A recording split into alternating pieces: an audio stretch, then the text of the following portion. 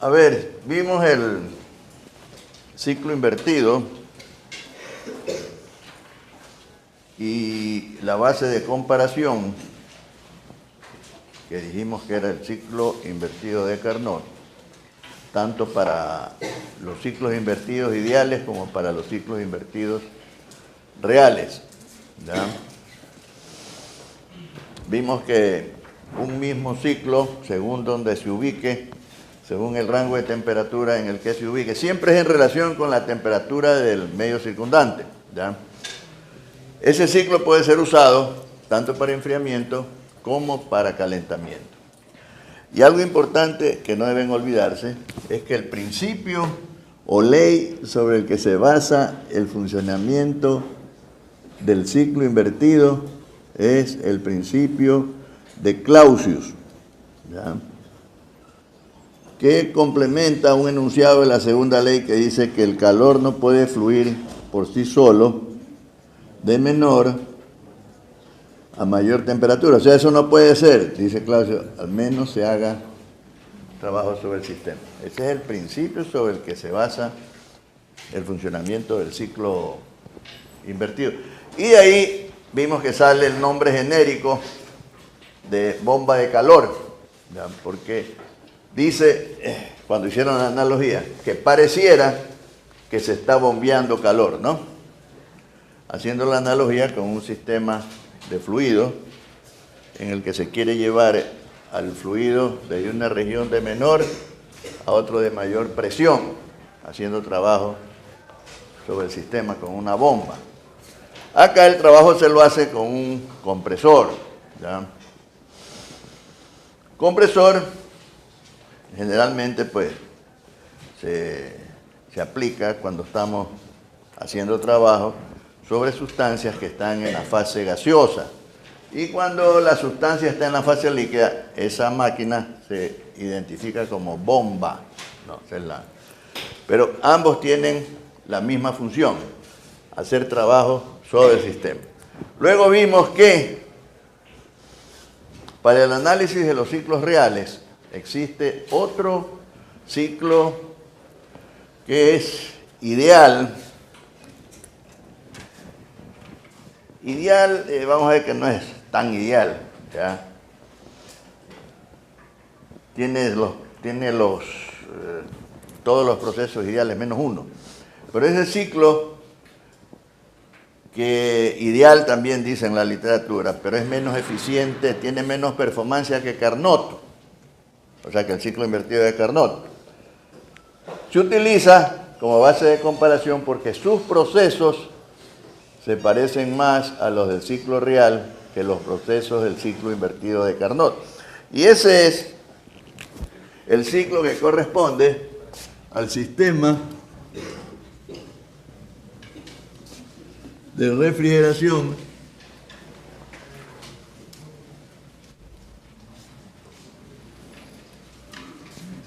por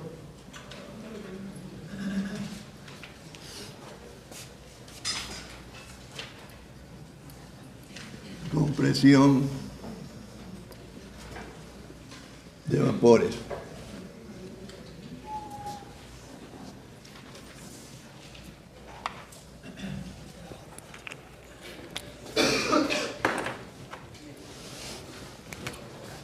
Este también se conoce como ciclo de refrigeración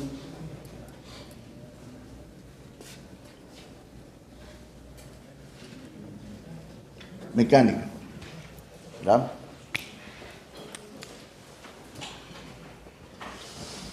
Fíjese, la importancia que tiene esto, aparte de que es la base de comparación de los ciclos invertidos reales, ¿ya?, es que todos los ciclos, excepto uno, que corresponde a un sistema que lo vamos a ver acá, todos los demás sistemas de refrigeración o de calefacción que se utilizan o que son de uso más frecuente, se basan directa o indirectamente en este sistema de refrigeración por compresión de vapores. Entonces, es importante tenerlo presente porque de alguna forma se va a aplicar en los sistemas de enfriamiento o calentamiento, excepto uno que vamos a ver, que no tiene nada que ver con este de refrigeración mecánica. El ciclo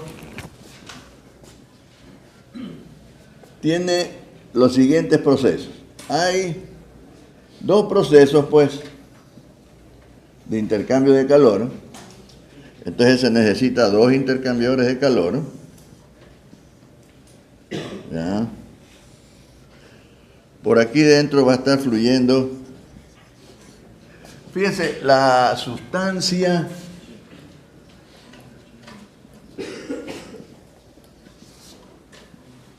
de trabajo, o sea, el sistema,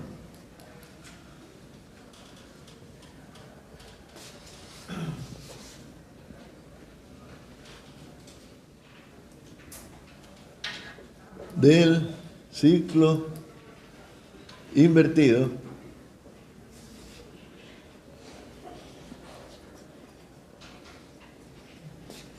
es la sustancia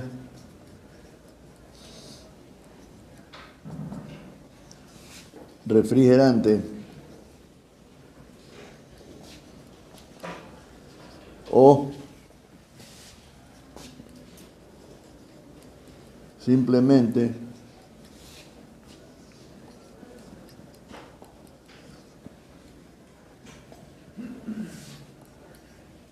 ya. Entonces, cuando estamos hablando del ciclo invertido, el sistema, el fluido que está experimentando los procesos del ciclo es la sustancia refrigerante o simplemente el refrigerante. ¿Ya? Entonces, cuando digamos refrigerante, estamos refiriéndonos a la sustancia refrigerante, que es la sustancia de trabajo del ciclo invertido. ¿Ya? Entonces, por aquí va a estar fluyendo en estos dos intercambiadores de calor, va a estar fluyendo la sustancia refrigerante. Aquí vamos a poner el dispositivo mediante el cual se hace el trabajo sobre la sustancia.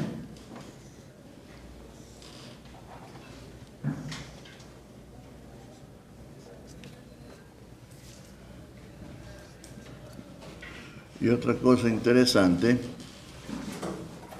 en este ciclo, es que el trabajo que hace la máquina, o sea, el compresor, es el trabajo que corresponde al ciclo. ¿Ya? Porque vamos a ver que no existe un expansor que haga trabajo, como en el caso del ciclo de Carnot. Este es el compresor, este es el evaporador, ya vamos a ver por qué se llaman así, y este es el condensador. Esta es una válvula de expansión instantánea o puede ser un tubo capilar. ¿Qué es un tubo capilar? Por ejemplo, supóngase que el fluido está yendo por esta tubería que tiene este diámetro, ¿ya? Y tiene que continuar por acá el flujo. Este es 2, por aquí es 1.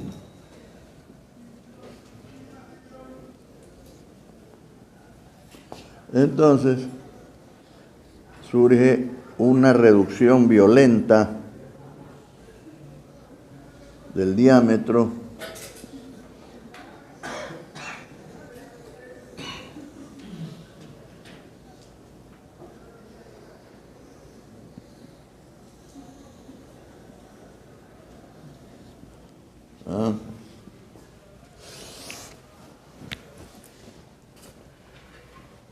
Eso lo que hace es que el flujo másico que pasa por aquí y el flujo másico que pasa por acá son iguales. Entonces, para que eso ocurra, cuando el fluido pasa por esta reducción desde A hasta B, tiene que aumentar tremendamente la velocidad. ¿Ya? O sea, cuando usted tiene un flujo aquí que debe ser igual a este, entonces, y tiene esta reducción, ahí aumenta la velocidad. Y eso hace que caiga la presión. Y eso es lo que queremos, que caiga la presión. ¿Ya? Entonces, eso pasa en esta válvula. La secuencia le vamos a poner de esta manera. Por medio del compresor, hacemos trabajo sobre el sistema. Aquí se rechaza calor para que se condense y acá para que se evapore se añade calor. ¿Sí ve?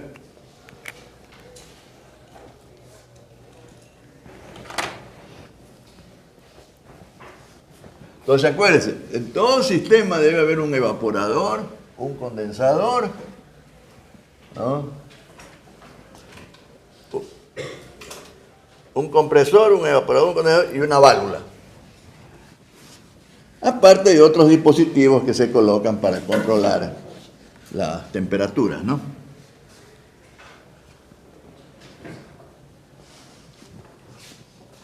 Pues, en esta parte es donde yo voy a hacer el enfriamiento, porque esto va a estar colocado en un ambiente exterior, donde va a haber una masa de aire, y a esa masa de aire vamos a hacer que le añada calor a la sustancia refrigerante que está fluyendo por acá. ¿Ya? Entonces, cuando esta sustancia pasa de aquí a acá, se estrangula, ¿no? Es decir, pasa de una presión mayor a una presión menor. Entonces, esta zona de aquí,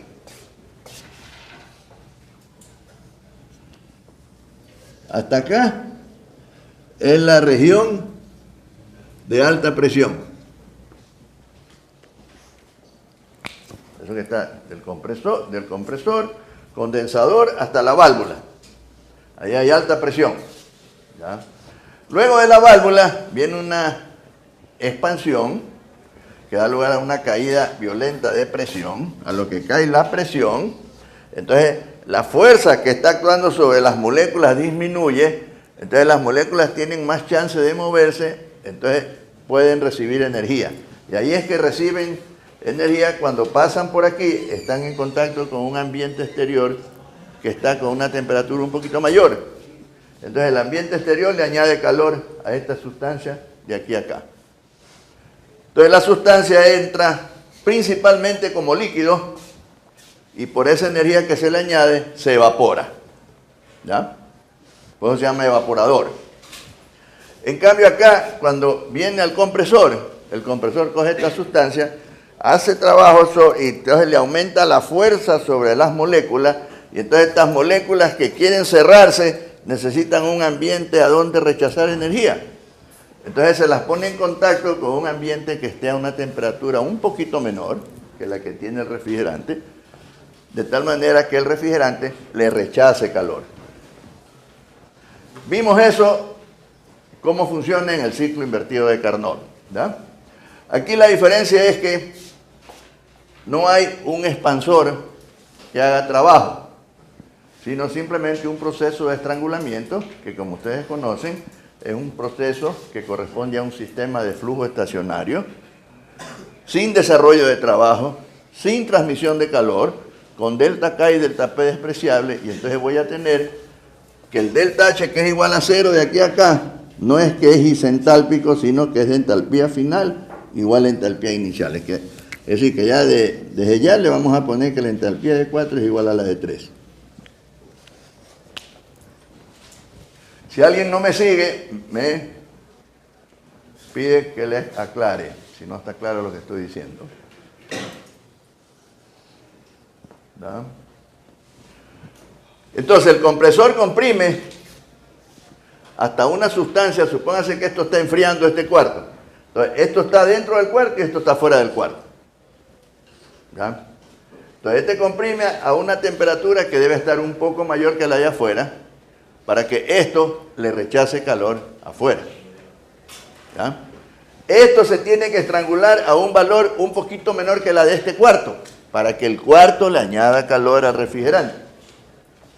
Entonces produzca enfriamiento de este aire. Eso es todo. O sea, el compresor eleva la presión hasta una temperatura un poco mayor que la de afuera y la válvula estrangula hasta una presión que tenga una temperatura un poco menor que la del cuarto, acá. Para producirse la transferencia de calor de menor a mayor temperatura, haciendo este trabajo. Entonces, fíjense, esto es importante que lo capten, ¿no? Fíjense. ¿Se ha visto ahora los aparatos ya estos acondicionadores de ventanas ya vienen ahora separadas las unidades? Ya no viene todo metido en la misma caja.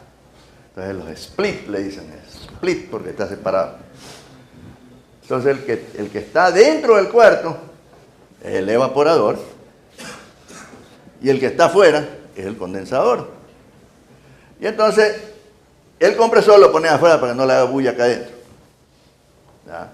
Entonces aquí a este le ponen un ventilador para que esté forzando el flujo, ¿cierto? Para que se enfríe en forma más homogénea la masa de aire que queremos enfriar. Ya, porque esto está puesto en una cierta ubicación, entonces hay que hacer que se mueva la masa, ¿no? Que por sí sola se puede mover por convección, ¿no es cierto? Por convección, la convección es un proceso de movimientos de masa por cambio de densidades, ¿no? Este aparato bota un aire frío que tiene mayor densidad, entonces por volumen pesa más que el resto y va desplazando al otro, entonces se produce una convección. Esa es una forma natural, ¿no es cierto?, de transferir energía en una masa, ¿ya? Si eso no es suficiente, hay que forzar el flujo. Y el flujo se lo forza con ventiladores, ¿no? Entonces eso tiene ventiladores aquí dentro y afuera también tiene un ventilador para rechazar el calor más rápido, porque esto, acuérdense que esto está fluyendo rápido, ¿no?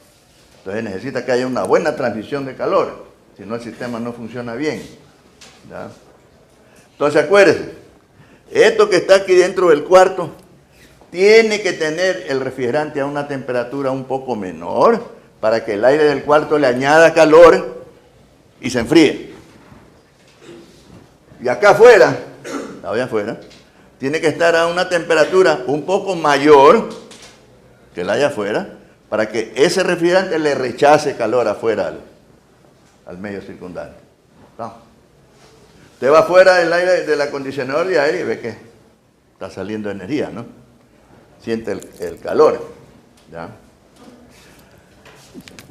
En el diagrama TS,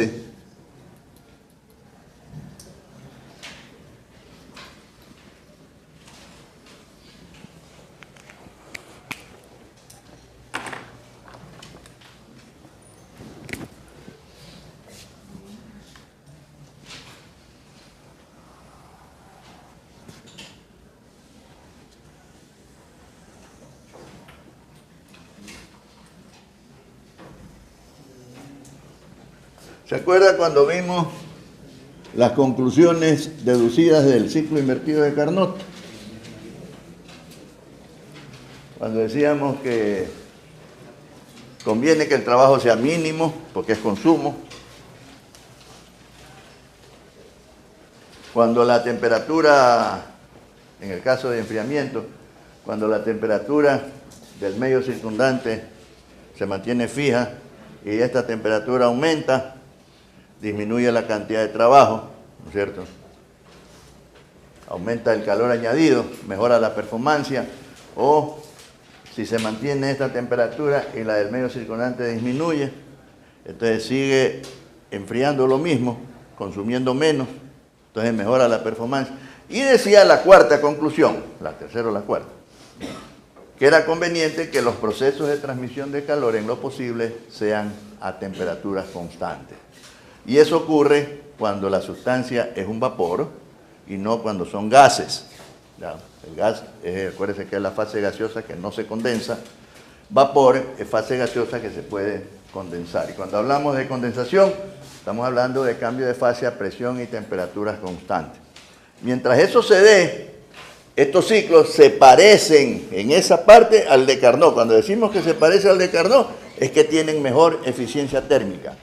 En el caso del ciclo invertido, mejor performancia. ¿No? Entonces, la línea de saturación, pues, ¿ya? Vamos a considerar que este sea la temperatura y la presión del evaporador.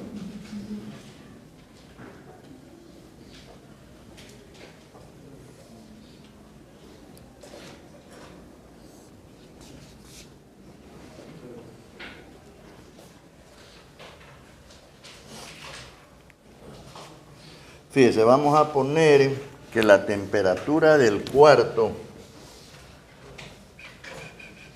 sea esta.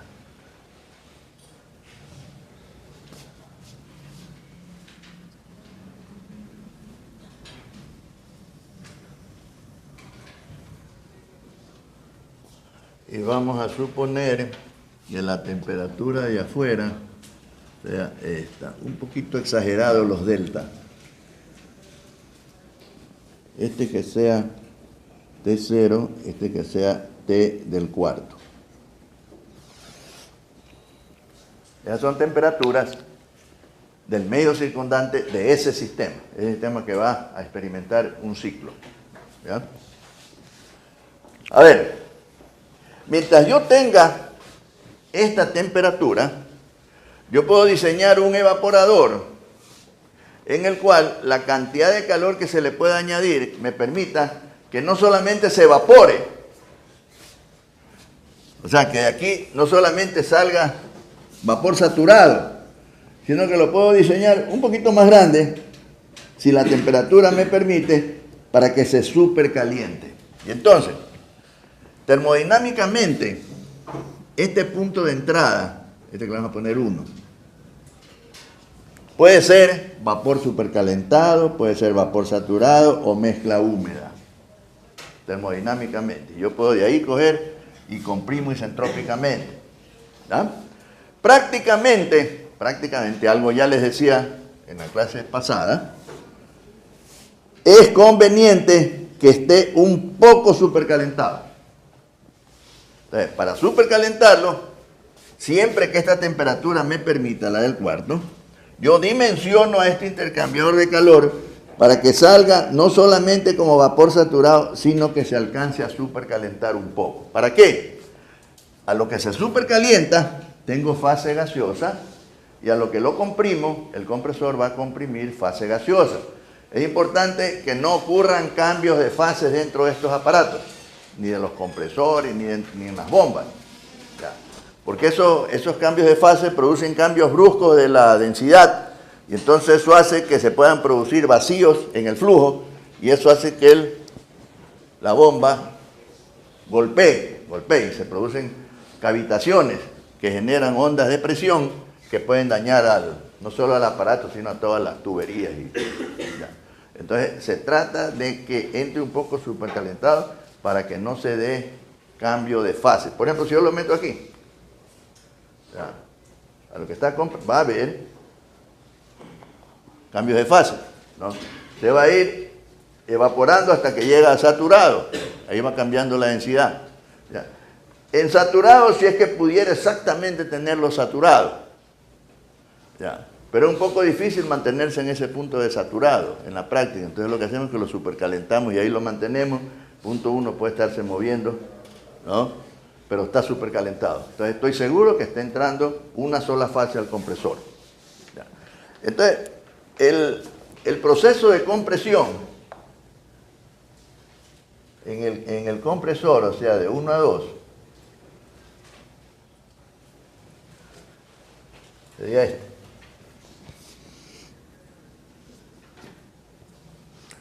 De una vez vamos a poner la compresión real. La compresión real nos da lugar a un incremento de la entropía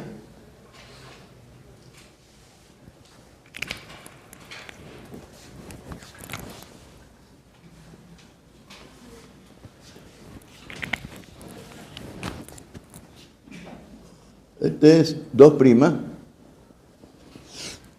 perdón.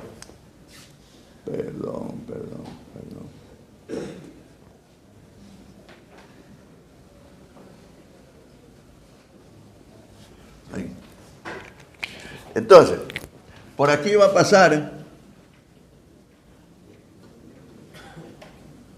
la línea de entalpía 2, por acá va a pasar la línea de entalpía 2', que es mayor a 2.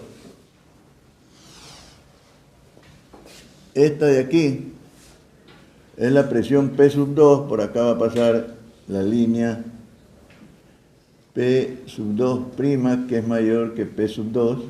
¿Ya?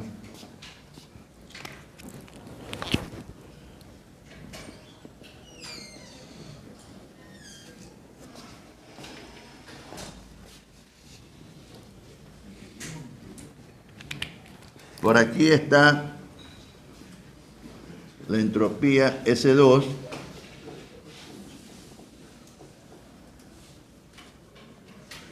por acá está S2', que es mayor que S2, aquí tengo temperatura 2, aquí tengo temperatura 2', que es mayor que la 2, es decir, en 2' todo es mayor.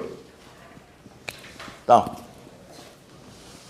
Todo es mayor. Entonces, como yo tengo que comprimir de aquí hasta acá, este trabajo real de 1 a 2' es mayor que el isentrópico de 1 a 2. ¿Está? La entalpía 2' es mayor. ¿Ya? Entonces, el compresor comprime vapor supercalentado. Este sale 2 o 2', ¿ya? Y pasa al condensador. Entonces, en el condensador, nosotros tenemos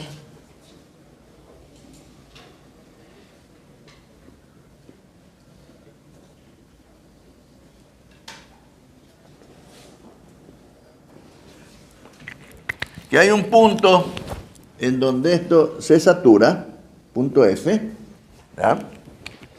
Entonces, si la temperatura, o sea, donde yo estoy ubicado, me permite que este líquido saturado se subenfríe, es decir, hago este condensador un poquito más grande, así como este lo hice un poquito más grande para que se supercaliente, esto lo hago un poquito más grande para que se subenfríe. Mientras esté encima de esta temperatura, todo ese calor se va a estar rechazando al medio circundante. Vamos.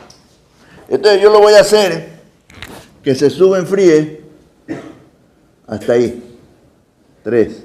Entonces le vamos a poner por aquí, de 1 a 2, compresión isentrópica. De 1 a 2', compresión real. De F o de 2 a 3, calor rechazado. ¿Ya? De F a 3, subenfriamiento. Ya vamos a ver por qué le estoy poniendo eso. Así como me conviene que entre un poco supercalentado, yo les he dicho un motivo, todavía no le digo el otro motivo. El un motivo es para que no existan cambios de fase dentro del compresor. ¿Ya? Este termodinámicamente puede salir como líquido saturado o puede salir como líquido subenfriado. No, termodinámicamente puede estar en cualquiera de los dos lados, pero para efectos prácticos vamos a ver que nos conviene que esté subenfriado. Por eso es que este tiene que estar comprimido a un cierto valor de presión para que yo pueda hacer este subenfriamiento acá. ¿Ya? Entonces, por aquí, por punto 3, a ver, ¿qué pasa en la válvula de expansión? En la válvula de expansión tengo sistema de flujo estacionario o estable. Tengo la ecuación completa que dice Q igual a delta H más delta K más delta P más W. Tengo las condiciones del proceso, dice que no hay transmisión de calor, no hay desarrollo de trabajo, delta K y delta P son despreciables y la presión 3, o la presión 4, pongámosle, es menor que la presión 3. Entonces, eso hace que la ecuación del sistema sea que delta H es igual a 0. Quiere decir que H4 es igual a H3. No es isentálpico, porque no es reversible. Y no es reversible por esas condiciones que tiene ahí, ¿no?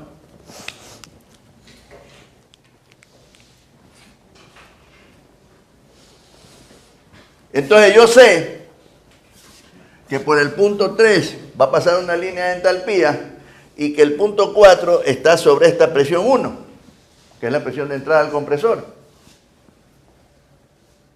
¿Ah? Entonces hago pasar la línea de entalpía constante por aquí. Esta es la línea de entalpía constante, así como esta de acá. ¿Ya? Entonces quiere decir que el punto 4 está aquí.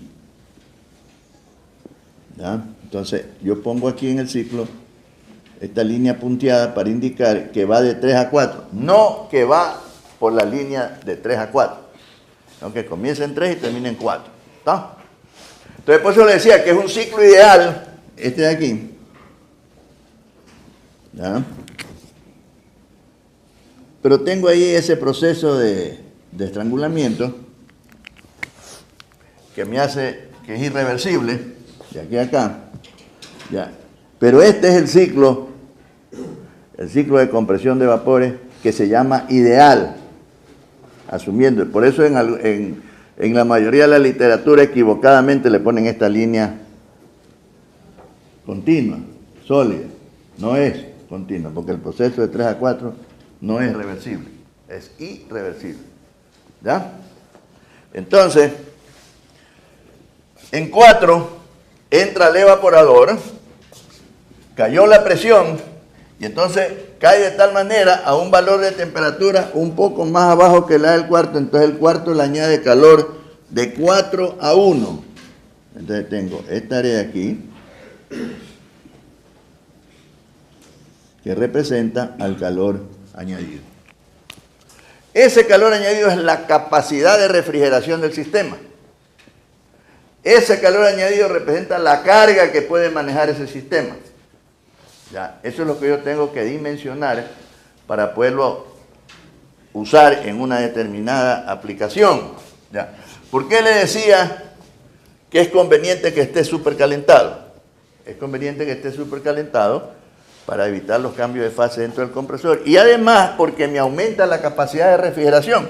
Fíjense que si esto estuviera aquí, esta sería el área, ¿eh? Es menor. Peor si está acá. Y si yo no lo hubiera subenfriado,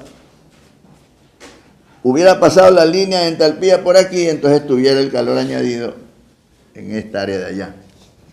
Entonces, este subenfriamiento de aquí y este supercalentamiento de acá me aumentan la capacidad de refrigeración del sistema. ¿Está? En el caso del compresor, además me evitan cambios de fases dentro del compresor. ¿Estamos? Ahora, en el ciclo real, también hay que considerar el punto 4', que es un punto que está por acá, un poco más arriba, ¿ya? En donde va cayendo la presión hasta que llega, ¿no? Pero igual, no puedo determinar un área, pero yo sé que H4' menos H1 es lo mismo que H4 menos H1. Vamos. O sea, la cantidad de refrigeración, o sea, la capacidad de refrigeración del sistema no está disminuyendo. ¿No? Pero no la puedo representar en ese diagrama con un área. ¿No? Porque el proceso de 4' a 1, que estaría ocurriendo realmente de aquí a acá, no lo puedo graficar con un área. ¿No? Porque no es reversible. No puedo poner una línea continua con estado de equilibrio. Las ecuaciones de la energía, en el caso del compresor,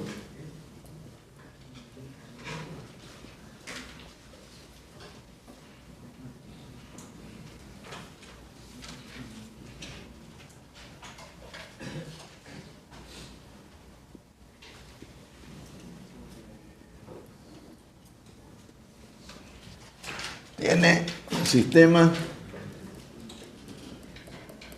de flujo estacionario estable, tiene la ecuación completa.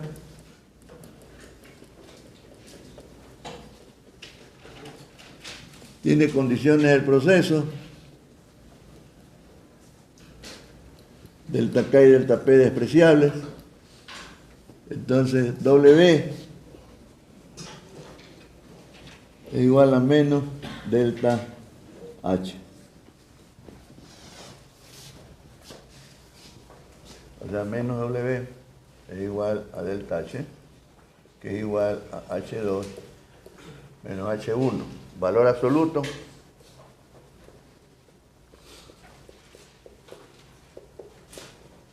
Le cambio el signo al trabajo, ¿no?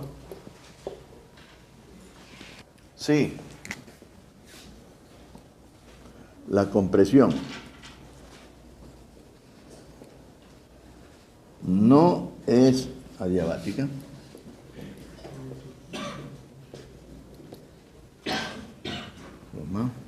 Entonces, se tiene lo siguiente.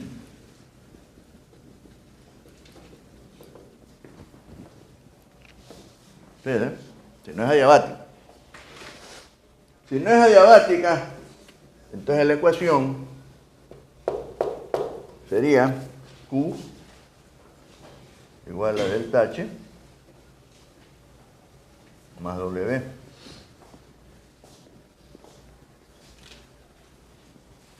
Entonces, menos W sería igual a delta H menos Q. Entonces, este trabajo de aquí ya es real, pero todavía no le pongámosle acá. Este real sería H2' menos H1 menos Q. Entonces, valor absoluto sería W' igual a H2'. Si fuera adiabático, hasta ahí sería la ecuación. Pero si no es adiabático, es decir, si hay alguna transmisión de calor, o sea, se está calentando demasiado el compresor, que tengo que tomar en cuenta esa energía, ya, entonces este es el trabajo. ¿Qué significa eso? Si estas fueran las condiciones del proceso, para llevar a la sustancia de 1 a 2 o de 1 a 2'. En el un caso sí es reversible y en el otro caso no es irreversible, pero también adiabático. ¿Estamos? O sea, no hay una transmisión de calor apreciable. O sea, el de 1 a 2 es adiabático y también reversible. El de 1 a 2' lo voy a considerar que no es reversible, pero es adiabático, es decir, no hay transmisión de calor. Y delta K y delta P es despreciable, o sea, la energía cinética y la energía potencial. ¿Ya? Entonces yo tengo que llegar necesariamente con este compresor, tengo que llegar al punto 2'. Mientras es adiabático, consumo una cantidad de trabajo que es igual a esta, a esa, ¿ves? ¿Estamos? para ir de 1 a 2 primas, fíjese bien. Esa es la cantidad de energía que necesito para llevarlo de 1 a 2 primas. Si este tiene una brecha por ahí en la frontera que se está disipando la energía, o sea, se me está yendo la energía de 1 a 2 primas como calor. Si eso es así, quiere decir que el punto 2 prima no lo voy a alcanzar. ¿Ya? Si simplemente comienza a disiparse la energía como calor, entonces no voy a llegar a 2 primas. ¿Sí está claro eso? Bueno, con una cantidad de trabajo W prima, yo llevo a la sustancia de aquí a acá. Si hay una pérdida como calor, entonces no va a llegar hasta 2 primas. Entonces, ¿qué es lo que tengo que hacer para que llegue a 2 primas? Hacer más trabajo. ¿No? O sea, que si la ecuación fuera así, la cantidad de trabajo es 1. Si la ecuación es así, la cantidad de trabajo es mayor. ¿No? Para que llegue al 2 primas mismo cuando es adiabático. ¿No? Si sigo haciendo la misma cantidad de trabajo y hay transmisión de calor, entonces no voy a llegar, voy a quedarme por acá, por algún punto más abajo, con una entalpía menor. ¿Está? Eso es importante que esté claro. En los intercambiadores de calor, por ejemplo, en el evaporador,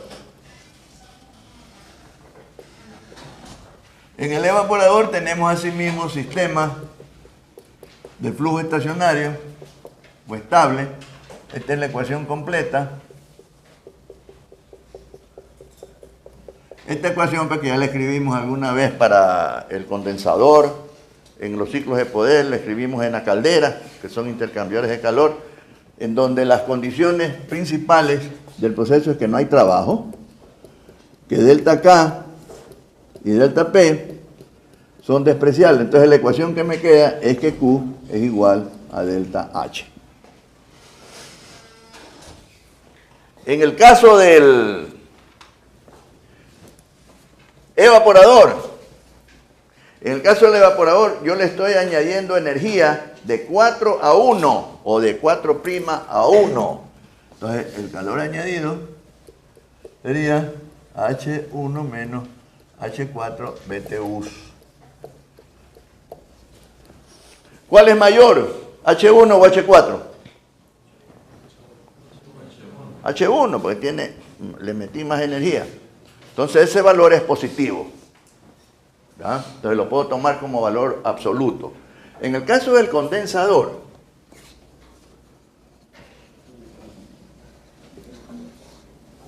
es otro intercambiador de calor en el cual la ecuación de la energía es Q igual a delta H.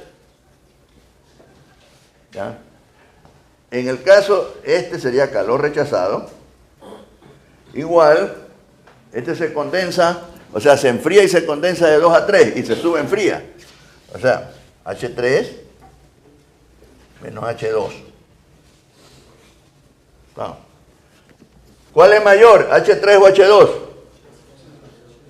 H2. Entonces esto es negativo. Este valor absoluto le cambio el signo.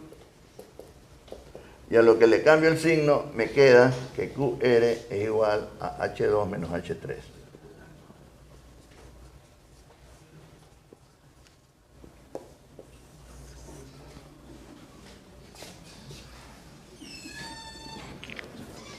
Entonces tiene que acordarse que cuando esos términos energéticos los ponga en la ecuación de la energía escrita de esta manera, este calor añadido aquí es positivo, este calor rechazado acá es menos, aquí, en esa ecuación. ¿Estamos? Lo empezamos como valores absolutos para poder sumar y restar, ¿no? Los calores entre sí y con los trabajos. De compresión.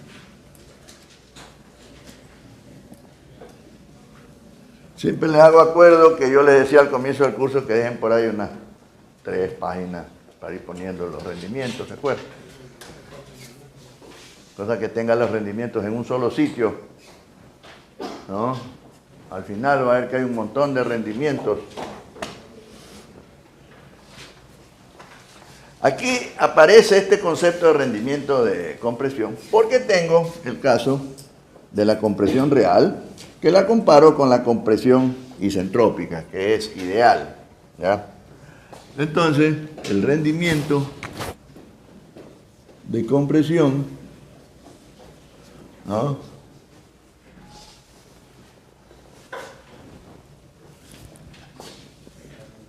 es el trabajo ideal sobre el trabajo isentrópico, ¿no? Entonces ahí lo que hacemos es, si los dos son adiabáticos, entonces este es H2 menos H1 sobre H2' menos H1, ¿no? A ver, H2' sería...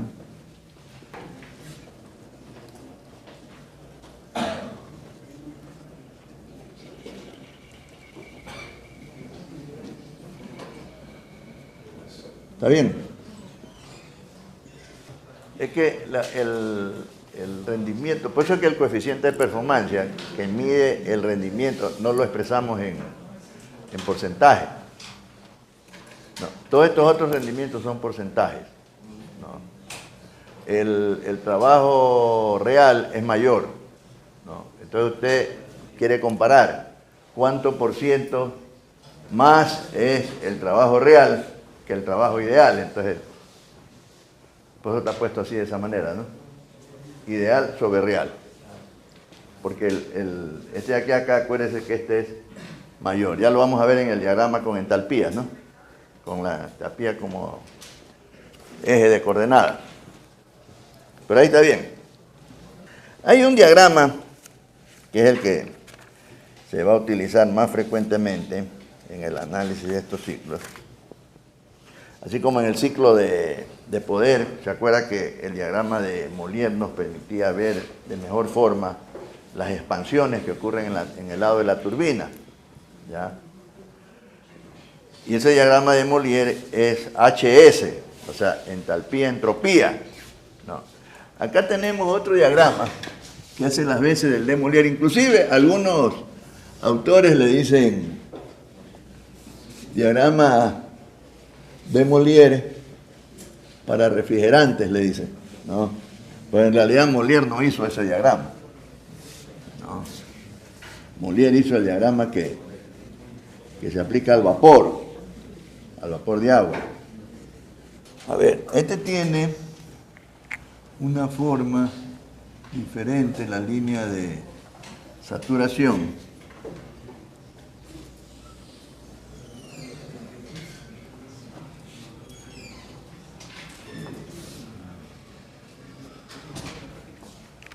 Fíjense que este tiene la facilidad que aquí puedo poner la presión 1, acá puedo poner la presión 2,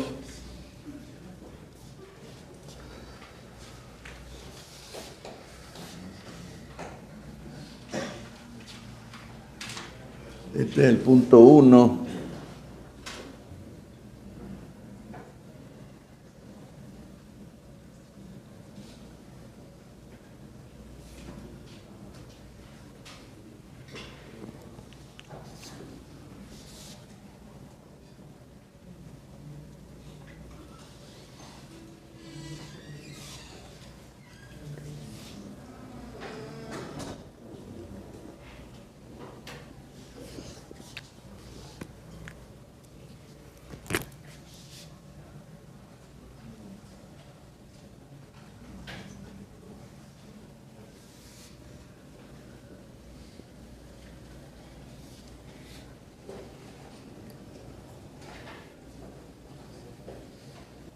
pues aquí le hice pasar la línea de entropía así. Aquí las líneas de temperatura.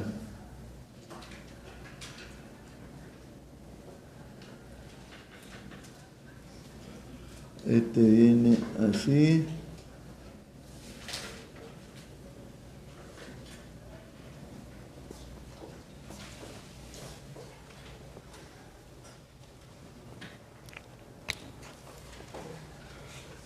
Es decir, que las líneas de temperatura vienen así, cruzan con la depresión paralelas y luego sigue así. ¿Ya? Fíjense, aquí yo puedo medir el trabajo isentrópico, ¿eh? De aquí a acá. Este es el trabajo real de fluido, ¿eh? Acá puedo medir el calor añadido de aquí hasta acá. El calor rechazado en este ciclo ideal sería desde aquí hasta allá.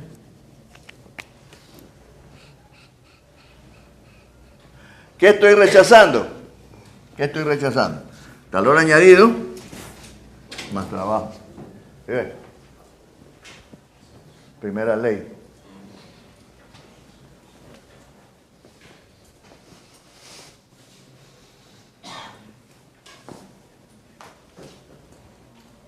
Aquí le puse el punto 4', está en la misma entalpía, porque si hago el análisis en la válvula de expansión, la ecuación es exactamente la misma.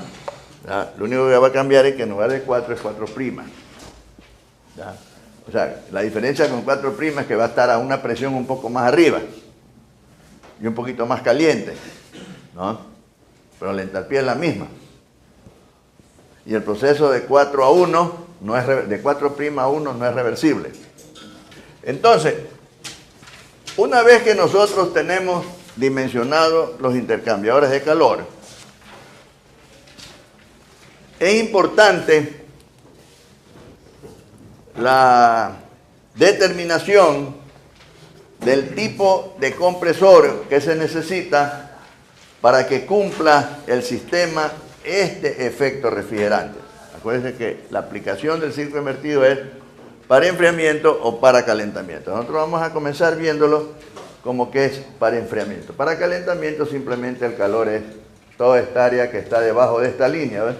Toda esa área que está representada en el pH con este valor de aquí hasta acá. Calor rechazado, cuando es para calentamiento.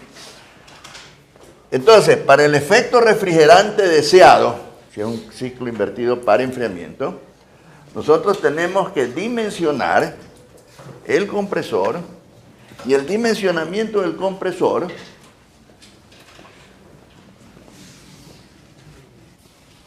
se lo establece determinando el tamaño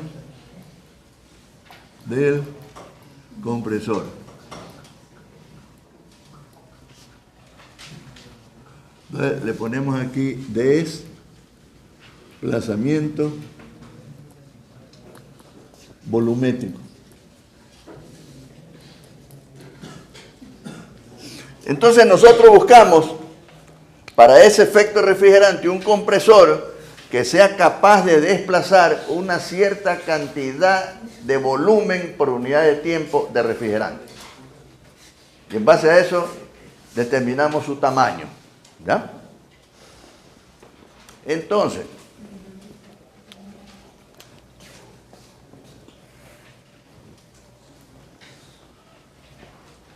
póngale aquí a continuación. Para un cierto efecto refrigerante deseado,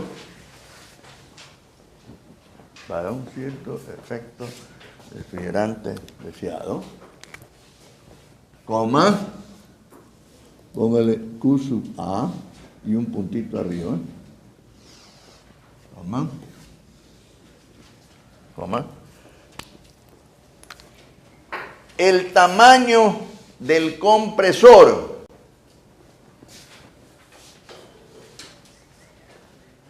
va a depender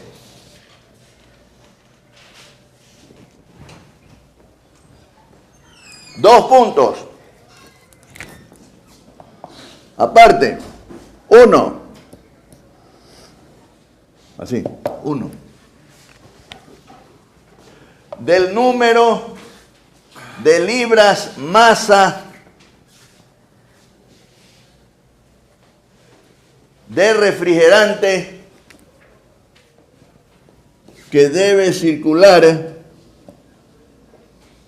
por unidad de tiempo. Punto y coma, parte 2. O sea, punto y coma, aparte 2. Punto y coma, aparte 2.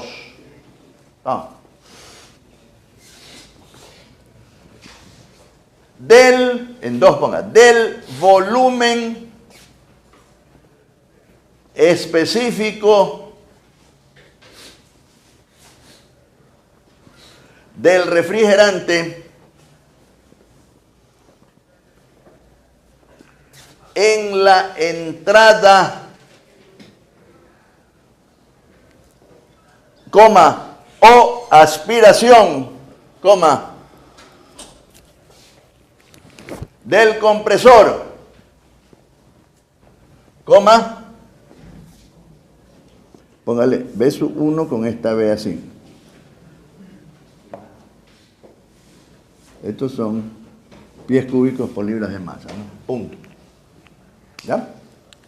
Fíjense. Esto es importante porque para determinar el tamaño del compresor, acuérdense que el compresor es el que consume.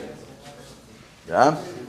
Entonces, si yo tengo que decidirme en más de una opción, ¿ya? Entonces yo me voy a decidir por aquel que me vaya a consumir menos. Entonces, si yo sé que ese tamaño del compresor está en función de este volumen específico, aquí a la entrada o aspiración del compresor, entonces tengo que decidirme entre 2 o 3 refrigerantes, voy a escoger el que tenga en el punto 1 menor volumen específico. Esos ya criterios para decidir con cuál refrigerante me voy, ¿no? El flujo másico va a estar en función de lo que queremos mover como carga refrigerante, ¿no? A ver.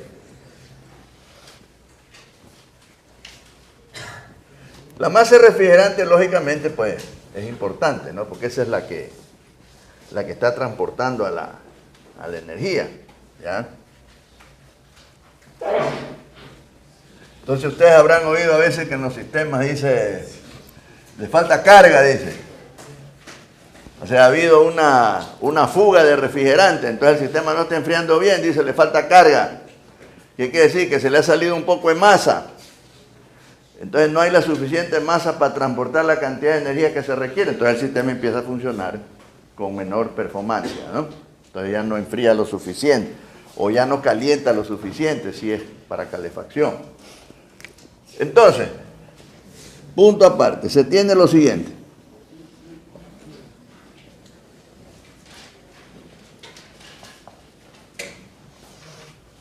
Fíjense. La capacidad de refrigeración, nosotros la habíamos medido de esta manera. ¿Qué unidades tiene ese producto? BTU por minuto. Acuérdense que este es 200 y este es el número de toneladas de refrigeración. Este es 200 BTU por minuto, que salía, ¿se acuerda? De los 120.000 divididos por 60, etc. ¿Se acuerda? 288.000 lo dividimos por 24 y después por 60 y 200. ¿Ya? Entonces estos son BTU por minuto. Entonces usted tiene un sistema que tiene 20 toneladas, entonces el sistema es capaz de mover 4.000 BTU por minuto. ¿Estamos? Como carga de refrigeración, o sea, de 4 a 1. ¿Estamos? Ahora, la capacidad de refrigeración, yo también la puedo medir. Fíjense. Tengo un flujo másico que va de 4 a 1, que es el que está circulando por ahí dentro, y recibe esta cantidad de energía de 4 a 1. En 1 tiene más entalpía, para poner valor absoluto. Entonces tengo que la capacidad de refrigeración expresada de esta manera es igual a 200 por N. ¿Ya? Entonces lo que aquí quiero es despejar la masa, que es igual a 200 por N sobre H1 menos H4. ¿Ya? Si nosotros representamos el desplazamiento volumétrico del compresor con un cilindro simple y un émbolo,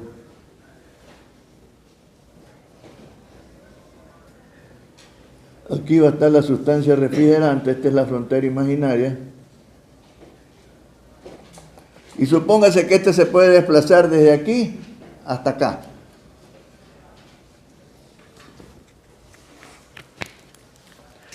Ese volumen máximo barrido o recorrido por el émbolo en una carrera completa del émbolo se llama V sub D, volumen de desplazamiento, volumen de desplazamiento. Y este está en pies cúbicos por minuto. Entonces, ¿qué es el volumen de desplazamiento? Es el volumen máximo barrido en una carrera completa del émbolo. O sea, si este es el punto muerto inferior y este es el punto muerto superior, todo ese volumen de ahí es el volumen de desplazamiento. ¿Ya? El émbolo, o el compresor, perdón, ustedes saben que tiene un sistema de válvulas, unas para admitir refrigerante y otras para expulsar el refrigerante. Entonces imagínense que este va a aspirar, es que este émbolo esté aquí. Entonces en el momento que comienza a desplazarse hacia allá, hacia la derecha, entonces tiene que abrirse esta válvula, entonces comienza a aspirar. ¿Ya? Si yo voy aspirando, usted puede hacer la prueba con una jeringuilla, métala en un recipiente con agua, entonces usted va jalando la jeringuilla despacito, despacito y va viendo que se va haciendo un vacío y va subiendo él. ¿No? Y llega un momento que no se llena totalmente y tienen que darle la vuelta y botarle el aire. Eso hacen las enfermeras cuando le van a poner una inyección, para que no le metan un poco de aire adentro, ¿no? Y se sople más, ¿no? Entonces, imagínense eso con la jeringuilla, ¿ya? Ahora esto se está desplazando a alta velocidad, tiene alta potencia, ¿ya? Entonces, cuando aspira al refrigerante, supónganse que estoy ya en este punto de acá, punto muerto, bueno, no sería ahí, sino acá. Entonces, más o menos, si esto está abierto, debe haber una masa. Hay gente que se ha dedicado a analizar esto, a ver cuál es la forma del volumen que adquiere el refrigerante cuando es aspirado. De acuerdo a eso diseñan la cabeza del émbolo. O sea, hay unos émbolos que no son planos, sino que tienen una cierta forma. Es para que el volumen que queda sin ocupar por refrigerante sea el menor. Entonces aquí va a haber un volumen que está ocupado, y va a haber otra parte del volumen del compresor que no está ocupado por el refrigerante. ¿Está? Entonces voy a tener primero este volumen que está ocupado por el refrigerante, le voy a llamar B1'. B1' es el valor del volumen específico multiplicado por la masa. ¿Sí ven?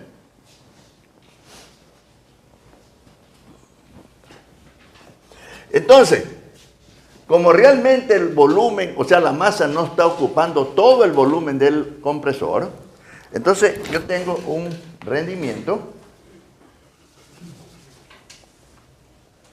volumétrico del compresor. Ese rendimiento volumétrico, que sería otro rendimiento para sus apuntes,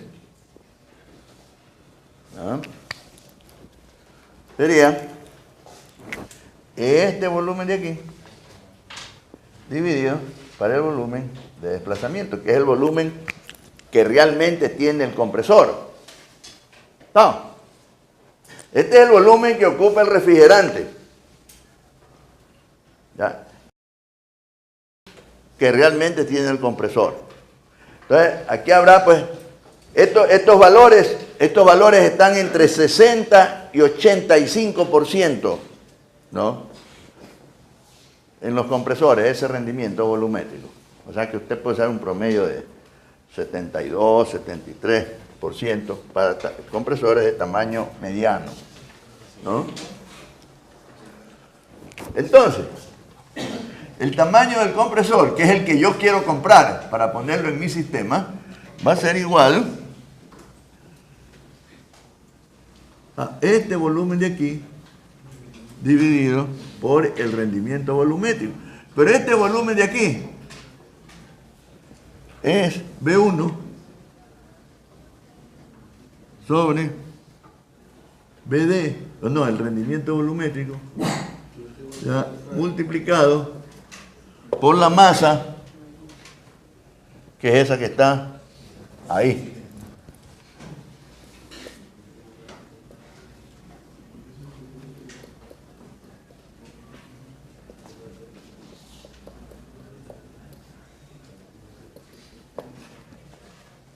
Entonces, con ese valor, usted está determinando, ¿no es cierto? Aquí escogió la masa que usted necesita para su efecto refrigerante, ¿ya? Escogió un refrigerante que tiene un volumen específico aquí a la entrada, ¿ya?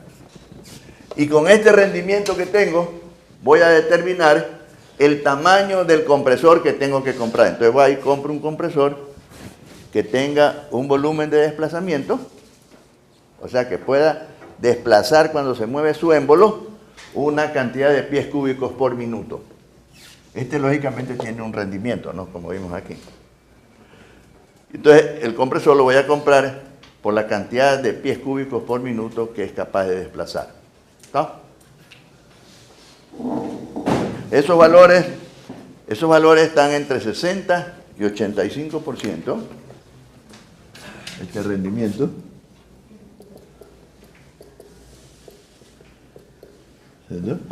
Y es válido para compresores alternativos o rotativos, ¿no?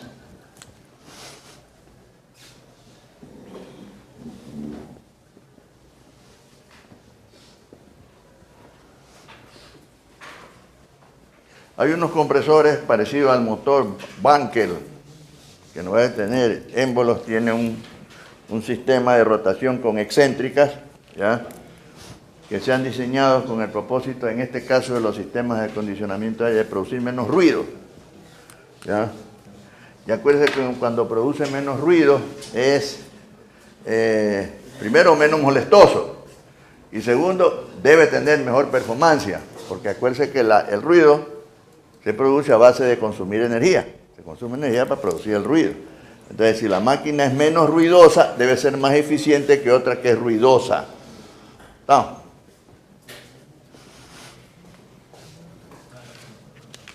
¿Alguna pregunta?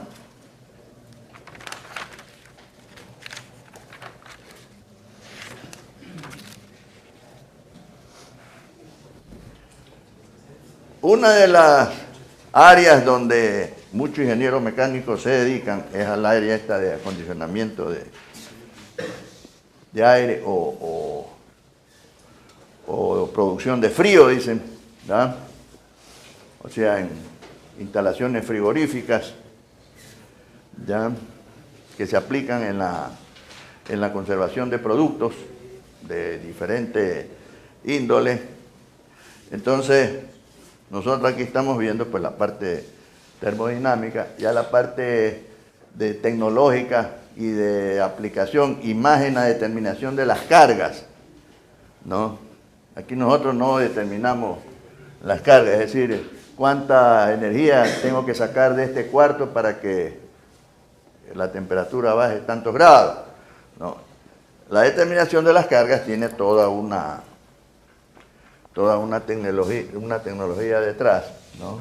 En donde hay que considerar cómo están ubicados los edificios, el tipo de ventanas, el tipo de alumbrado, el tipo de la entrada, cuántas veces se abre la puerta, cuánta gente va a haber aquí adentro, qué va a estar haciendo esta gente aquí adentro. Una cosa es que estemos sentados aquí y otra cosa es que estén, ¿no? Entonces todo eso va a significar una cantidad de energía que el sistema tiene que poderla sacar para mantener la temperatura deseada, ¿no? Entonces para eso, los que están interesados en eso tienen que coger otros cursos que se ofrecen aquí también, de acondicionamiento de aire y de refrigeración. O sea, la parte genérica se llama refrigeración. Una aplicación de la refrigeración es el acondicionamiento de aire. A ver, mire, una cosa importante, antes de seguir adelante, son las características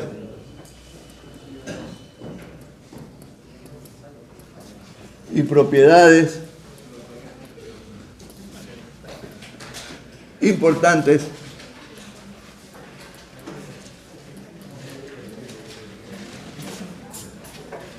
de los refrigerantes. Mire, aquí revisamos esto.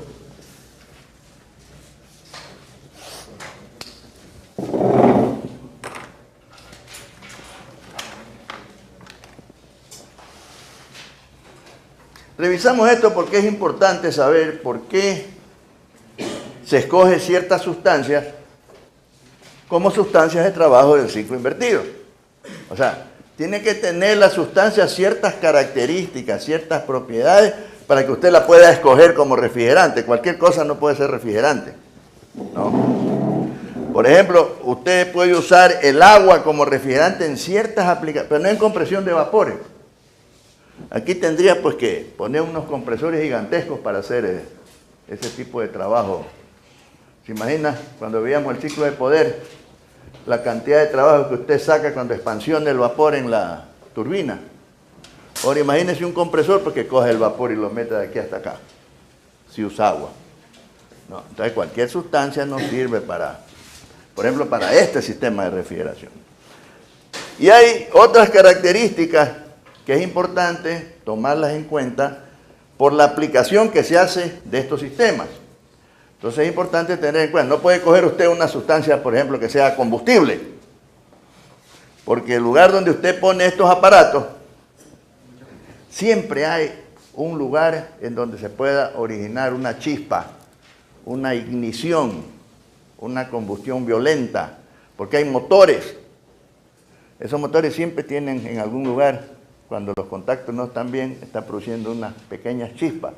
Y si esto que está expuesto a las fugas, siempre va a estar expuesto a las fugas, porque acuérdense que estas presiones son altas, entonces el refrigerante siempre va a estar expuesto a la fuga, ¿ya? Entonces, por eso es que no se usa en un ambiente donde están personas, por ejemplo, amoníaco. El amoníaco funciona muy bien termodinámicamente, tiene buenos calores latentes, pero es tóxico, ¿ya? Entonces, estos sistemas están siempre expuestos a la fuga, ¿no? Entonces no puedo coger una cosa que sea tóxica, que es inflamable, ¿ya? Y otra cosa, si bien es cierto que aquí hay una presión alta, ¿ya? Y eso hace que el refrigerante en la región de alta presión se pueda fugar, en la región de baja presión, que es la que está desde la válvula hasta el compresor, pasando por el evaporador, esa es la región de baja presión. Esa presión tiene que ser baja, pero no más baja que la presión atmosférica local. Fíjense, supone que la presión atmosférica aquí sea 14.6 PSI. Entonces, usted debiera tener, o no debiera tener, la presión del refrigerante aquí. menos de esa. ¿Por qué? Porque si es menos, así mismo como en las uniones, en las bridas de las tuberías y de los equipos que tiene este sistema, cuando hay alta presión el refrigerante se puede fugar. Asimismo, si hay una presión menor que la de afuera, se puede meter aire. Y si el aire se mete, se mezcla con el refrigerante y el refrigerante se contamina con aire. Pierde propiedades de refrigerante, entonces ya no vale. Entonces, ¿qué es lo que hacen? Le hacen vacío, la abren y ponen una bomba vacía para sacarlo todo. ¿Y dónde lo botan? A la atmósfera. Porque ese refrigerante, separarlo del aire, cuesta mucho. Entonces, más fácil es botarlo a la atmósfera. Entonces, eso va produciendo los elementos halogenados que tiene, produce una reacción con el ozono de la capa atmosférica, se reduce el ozono de la capa atmosférica, pasan más radiaciones ultravioletas que afectan a las células de los seres vivos. Entonces, por eso decimos que es preferible que se fugue el refrigerante a que se meta aire. Porque si se fuga el refrigerante, yo le coloco una máquina y le vuelvo a meter refrigerante. Pero si se mete aire, se fregó el refrigerante, pierde propiedades, ya no enfría.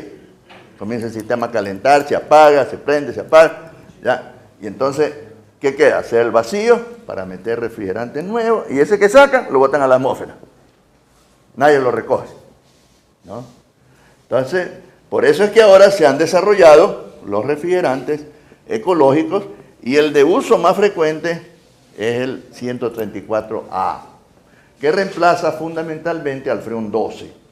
Todos los freones tienen elementos halogenados, ¿no? Esos elementos halogenados reaccionan con la capa atmosférica. Entonces vamos a ver una lista de características y propiedades. A ver, 1. Se prefiere que los refrigerantes no sean tóxicos.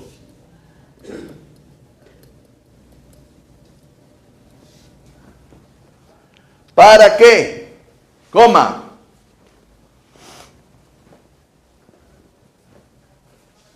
En el caso de fugas,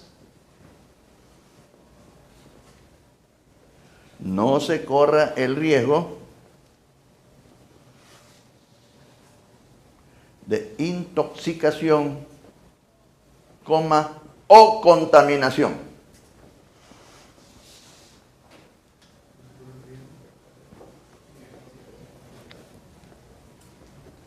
Punto y coma aparte 2. Los refrigerantes, en el 2, los refrigerantes deben ser económicos. Coma. Tanto en su costo inicial como en el de su mantenimiento,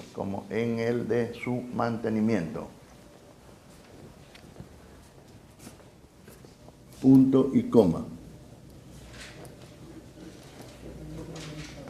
3, aparte 3.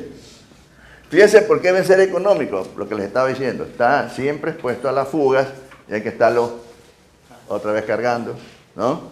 Entonces tiene un costo inicial y un mantenimiento que hay que darle, ¿no?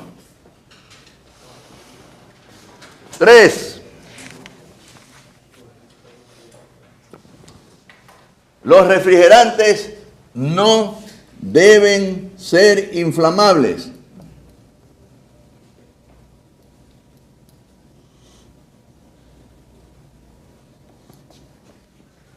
¿Para qué? Coma.